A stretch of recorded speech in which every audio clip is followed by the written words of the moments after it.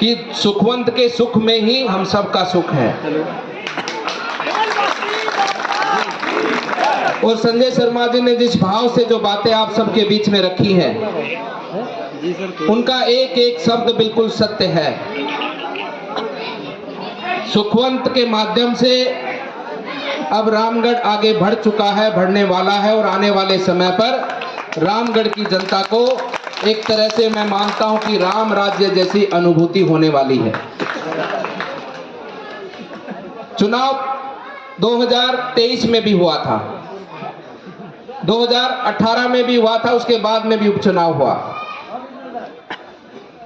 उस समय पर रामगढ़ में हम चुनाव हार गए और उस समय पर सुनने को मिला कि 2 हिंदू लड़ रहे थे इसलिए चुनाव हार गए। क्या?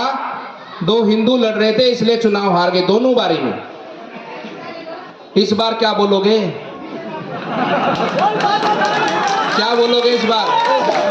कोई बहाना बचा है तुम्हारे पास? अगर इस बार जैसा मुझसे हमारे पूर्व सरपंच साहब ने कहा कि उनके तो 70-72 हजार वोट ही हैं, और मैं तो आपसे ये कहने आया हूं, आपसे निवेदन करता हूं, हमारे वोट 2 लाख हैं, और पूरे राजस्थान को ये जानकारी हो जानी चाहिए चुनाव के परिणाम के बाद में कि यहाँ पर जितने वोट उनके हैं उससे ज्यादा तो हमारी जीत हुई है, तभी हमारा सम्मान है।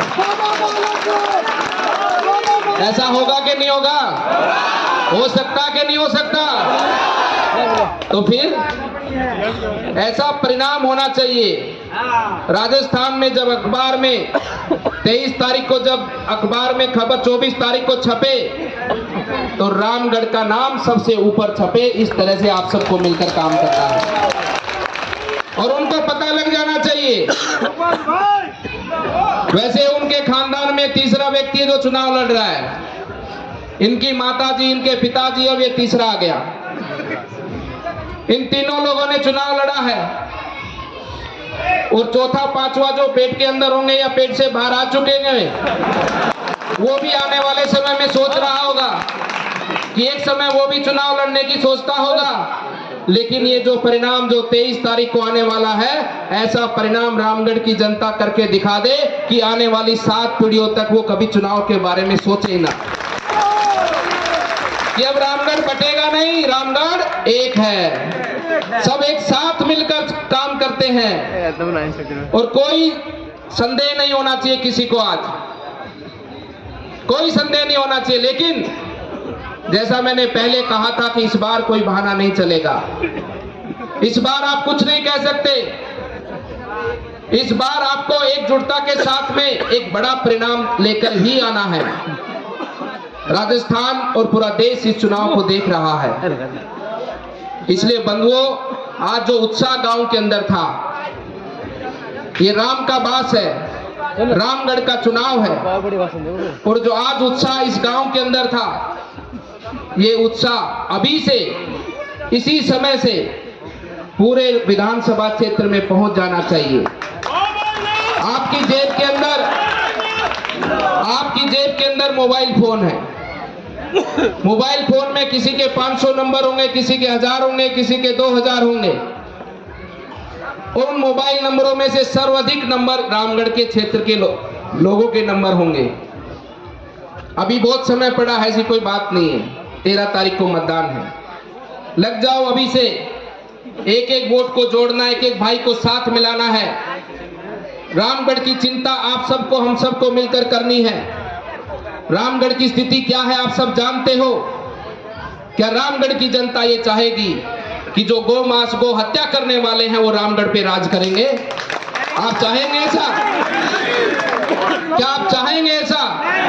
जो यहाँ रामगढ़ के अंदर हमारे गरीब परिवार, ऐसी परिवार की बहन बेटियों को ले जाकर लव जिहाद के माध्यम से उनके जीवन को बर्बाद करते हैं, क्या आपकी जिम्मेदारी नहीं बनती है? वो क्या बहन बेटियां आपकी बहन बेटियां नहीं है?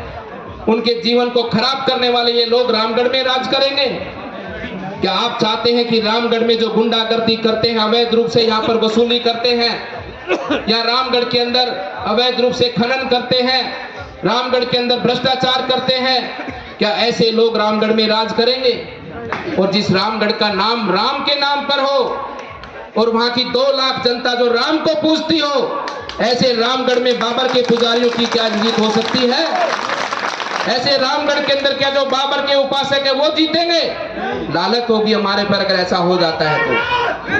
इसलिए बंधुओं, बहुत से लोग, कांग्रेस के लोग ये प्रचार करते घूमते हैं कि सुखवंत तो भोला आदमी है। मैं कहता हूं सुखवंत जितना भोला है उतना ही ईमानदार भी आदमी है, उतना सच्चा भी आदमी है। और राजनीति के अंदर सच्चा और ईमानदार आदमी आज के समय में बहुत होना आवश्यक है। ये सबसे बड़ी जरूरत है आज भारत की और पूरे समाज की।